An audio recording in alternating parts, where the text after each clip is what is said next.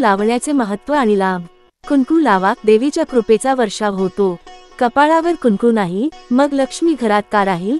नमस्कार मंडळी, आज आपण बोलणार आहोत एका अशा गोष्टीबद्दल जी आपल्या आई, आजी, बायको किंवा बहिणीच्या कपाळावर असते, ती म्हणजे कुंकू।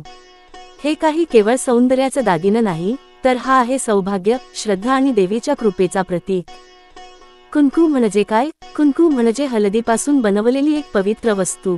हळदीला पूजेमध्ये फार महत्त्व आहे आणि तिच्यापासूनच तयार होणारं कुंकू ही सौभाग्यवती स्त्रीचं ओळखचिन्ह मानलं जातं। कुंकू लावण्याचे आध्यात्मिक लाभ। 1. सौभाग्य टिकून राहतं। स्त्रीच्या कपाळावर कुंकू असेल तर ती सौभाग्यवती आहे अशी भावना असते। ही केवळ सामाजिक ओळख नाही, तर देवी लक्ष्मीची कृपा तिच्यावर आणि तिच्या कुटुंबावर राहते असा विश्वास आहे। 2. देवीचे रक्षण। हिंदू धर्मात असं मानलं जातं की कुंकू लावल्यानं देवी पार्वती आणि देवी लक्ष्मी प्रसन्न होतात। त्या स्त्रीचं रक्षण करतात, संकटांपासून वाचवतात आणि तिच्या घरात आनंद आणि भरभराट येते। 3. मंगलतेचं प्रतीक। कुंकू हे एक शुभ चिन्ह आहे। जिथे कुंकू असतं तिथे नकारात्मकता दूर राहते, वातावरण पवित्र आणि शांत राहते। 4. शिव पार्वतीचा आशीर्वाद। कपाळावर कुंकू म्हणजे पार्वतीचं स्थान आहे आणि ती आपल्या पतीसाठी शुभकामना करते, म्हणून तर सती स्त्रिया कुंकू लावतात। कुंकू न लावल्याने काय होतं? आपल्या घरात जर वयस्क स्त्रिया किंवा विवाहित स्त्रिया कुंकू लावत नसतील तर अनेक वेळा घरात वाद, मानसिक अशांती किंवा आर्थिक तंगी जाणवते। हे आध्यात्मिक दृष्टीने कुंकूचा अभाव मानलं जातं।